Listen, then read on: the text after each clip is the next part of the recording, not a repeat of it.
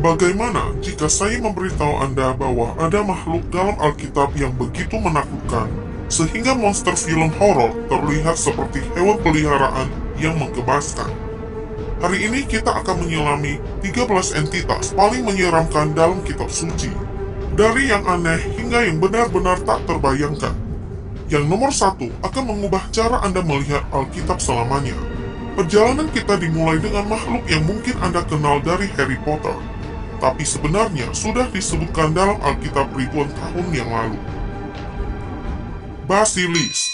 Dalam Yesaya 11 ayat 8, Nabi menulis, anak yang masih menyusu akan bermain di dekat lubang ular kobra, dan anak yang sedang disapih akan mengulurkan tangannya ke sarang ular berbisa.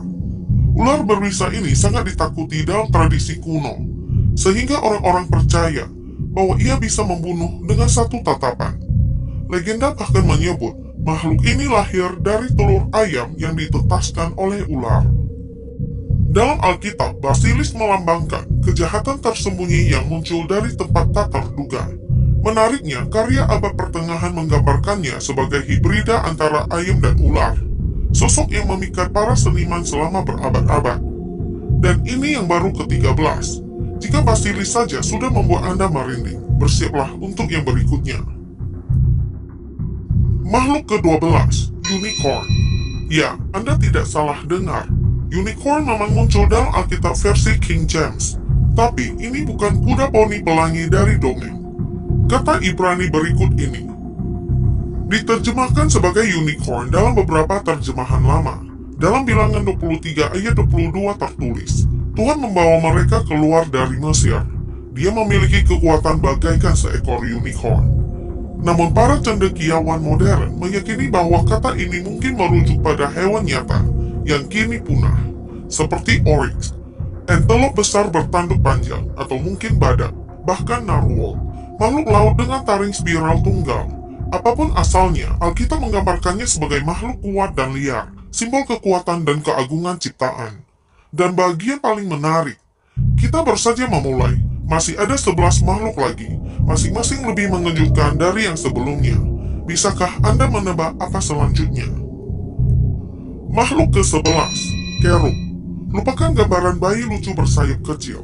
Dalam Alkitab, Kerub adalah makhluk surgawi penuh kuasa yang digambarkan dengan menakjubkan dalam Yehezkiel 10. Mereka memiliki 4 wajah, manusia, singa, lembu, dan elang, yang mewakili elemen ciptaan dan otoritas ilahi.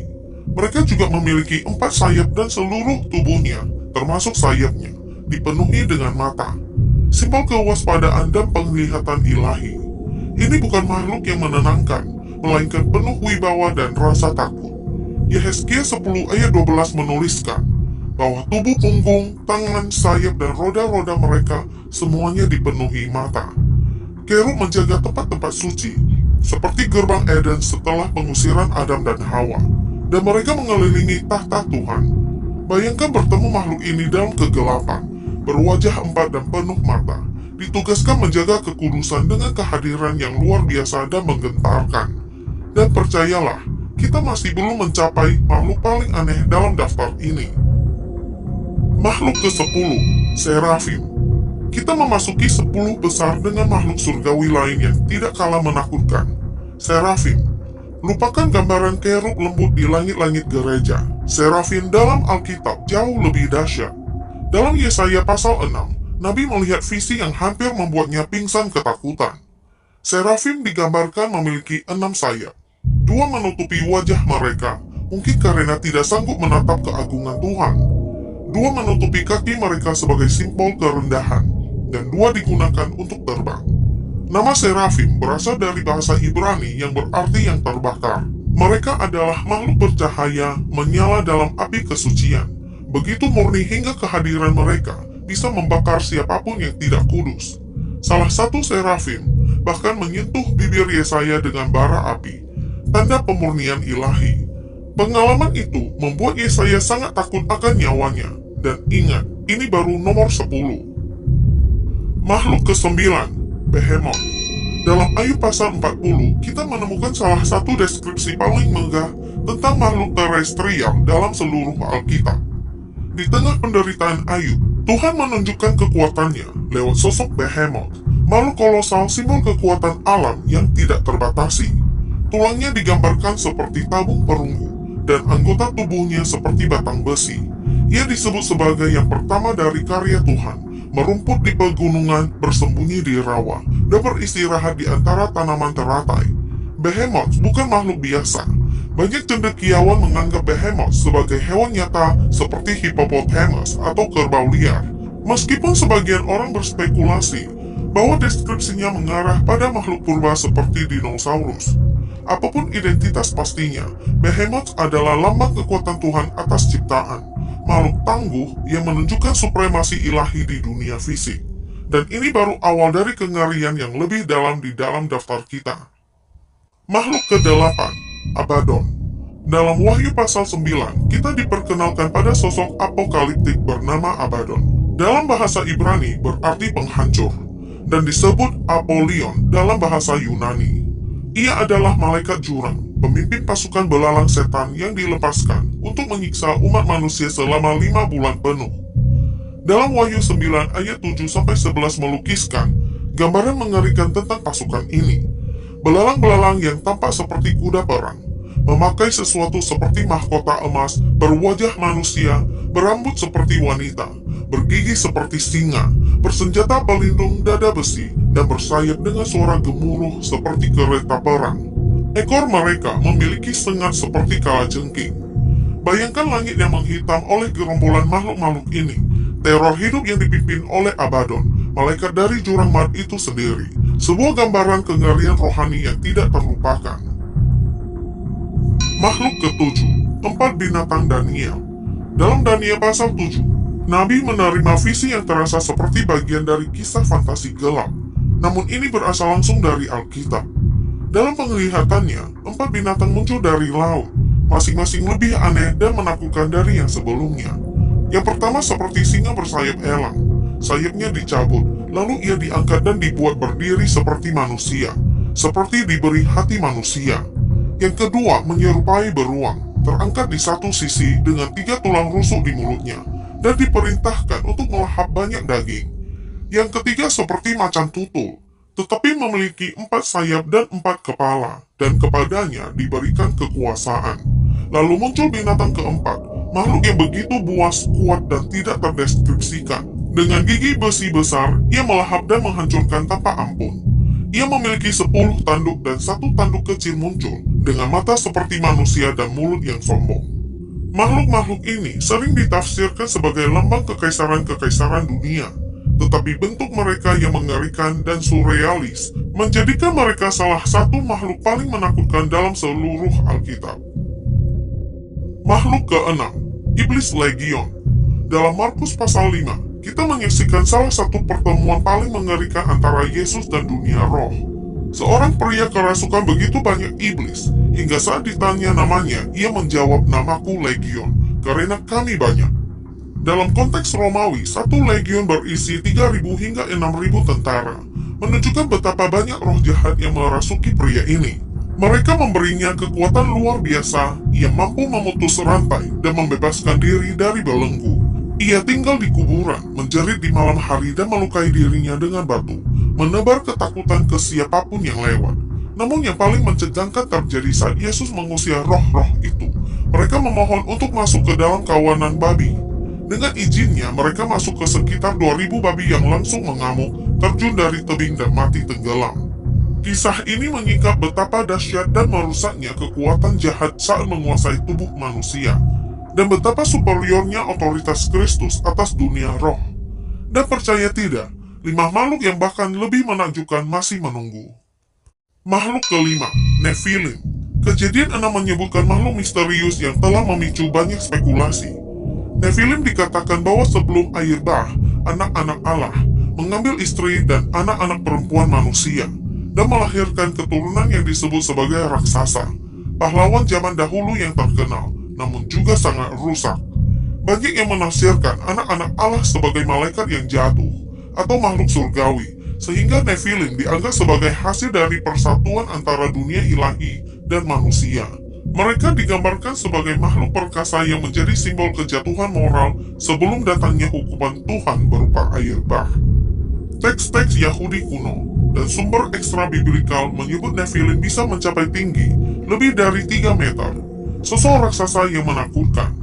Bahkan setelah air bah, nama mereka kembali muncul dalam bilangan 13 ayat 33, saat para pengintai merasa seperti belalang di hadapan mereka. Meski identitas pasti Nephilim masih diperdebatkan, kehadiran mereka meninggalkan jejak mendalam dalam narasi Alkitab sebagai makhluk yang menjembatani misteri antara langit dan bumi. Dan kita masih memiliki 4 makhluk lagi, masing-masing lebih gelap dan lebih misterius daripada yang terakhir. Yang keempat, Satan. Jauh dari gambaran kartun dengan tanduk dan garpu, Alkitab menggambarkan Satan sebagai sosok yang jauh lebih kompleks dan menakutkan, syarat makna teologis dan simbolis. Dalam Yehezkiel 28 dan Yesaya 14, ia digambarkan sebagai makhluk malaikat yang penuh keindahan dan hikmat. Kerub penjaga yang dihiasi batu berharga dan sempurna dalam jalannya. Namun kesombongan merusak semuanya.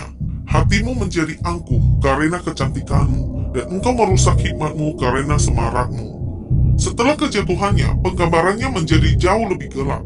Dalam Wahyu 12, ia muncul sebagai naga merah besar dengan 7 kepala dan 10 tanduk, yang ekornya menyapu sepertiga bintang di langit. Yesus menyebutnya sebagai penguasa dunia ini. Petrus menggambarkannya sebagai singa yang mengaum mencari mangsa, dan Paulus memperingatkan bahwa ia bisa menyamar sebagai malaikat terang untuk menipu bahkan orang benar. Satan bukan sekedar simbol kejahatan, melainkan pusat pemberontakan rohani yang menentang rencana Allah sejak semula. Makhluk yang ketiga, binatang dari laut dan bumi. Dalam Wahyu 13, Rasul Yohanes melihat 2 makhluk apokaliptik yang melambangkan sistem kekuasaan yang rusak dan menentang Tuhan. Binatang pertama muncul dari laut berwujud gabungan predator, seperti macan tutul, berkaki beruang dan bermulut singa. Ia memiliki 7 kepala dan 10 tanduk, masing-masing bertatahkan mahkota. Salah satu kepalanya tampak terluka parah, namun sembuh kembali, membuat dunia terpukau dan mulai menyembahnya. Ia menghujat Tuhan, berkuasa selama 42 bulan, menganiayai umat kudus, dan memerintah atas bangsa-bangsa. Binatang kedua muncul dari bumi, tampak seperti anak domba dengan 2 tanduk, namun bersuara seperti naga. Ia tampak jinak, tetapi penuh tipu daya. Ia melakukan mujizat, bahkan menurunkan api dari langit, dan mendorong umat manusia menyembah binatang pertama. Ia memaksa semua orang menerima tanda di dahi atau tangan kanan mereka, tanda yang menjadi syarat mutlak untuk membeli dan menjual. Ini bukan sekedar lambang, melainkan penyerahan total kepada sistem yang menguasai ekonomi, agama, dan budaya dunia. Kedua binatang ini bekerja bersama sebagai representasi simbolis dari sistem-sistem dunia yang korup dan menentang otoritas Tuhan, dan menjadi gambaran nyata dari penipuan akhir zaman. Makhluk yang kedua, Leviathan. Sekarang kita mendekati 2 makhluk paling luar biasa yang dijelaskan dalam kitab suci. Leviathan dipresentasikan sebagai kekuatan penciptaan yang tidak tertandingi. Teks tersebut menyimpulkan, tidak ada yang setara dengannya di bumi, makhluk tanpa rasa takut.